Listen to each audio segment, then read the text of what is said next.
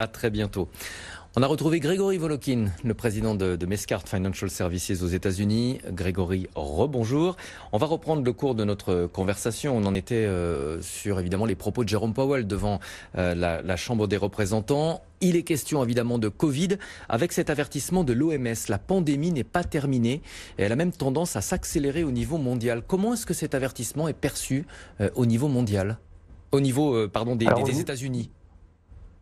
Au niveau des États-Unis, c'est vraiment la réalité quotidienne parce que vous avez beaucoup d'États où il y a une forte progression des cas, mais surtout vous avez les États qui étaient en récupération, comme l'État de New York ou l'État du New Jersey, qui recommencent à fermer et à prendre des mesures. Alors par exemple, l'État du New Jersey, de nouveau, ferme les restaurants.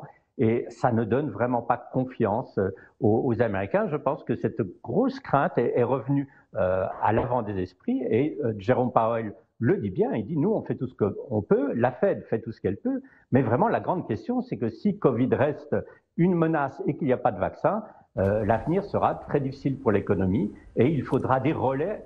Il n'y a pas que la Fed, il faudra par exemple un support direct de la part des programmes du gouvernement qui donne en fait donc directement de l'argent aux Américains pour pouvoir survivre. J'ai vu qu'un responsable de la santé aux États-Unis accusait les Américains de ne pas être suffisamment responsables. Cet avertissement, cette déclaration intervient avant le 4 juillet. C'est un moment, fête nationale, où les Américains se mélangent beaucoup. Oui, c'est très très partagé parce que si vous regardez justement New York où il y a pratiquement plus de cas, les gens continuent à faire extrêmement attention. Et puis de temps en temps, vous avez aussi alors des excès énormes. On l'a vu à la télévision, que ce soit des bars, des boîtes de nuit, des plages où les gens étaient serrés comme des sardines. Ça, c'était plutôt au sud des États-Unis. Mais je dirais en fait, tout est devenu politique. D'un côté, vous êtes démocrate, vous faites attention, vous vous protégez, vous couvrez votre visage avec un masque. Et vous êtes républicain, vous êtes supporter de Trump et vous affichez votre visage à découvert comme déclaration politique.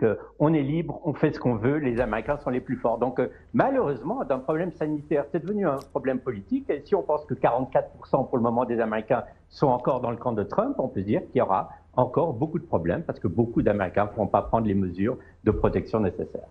L'Union européenne qui rouvre ses frontières à 15 pays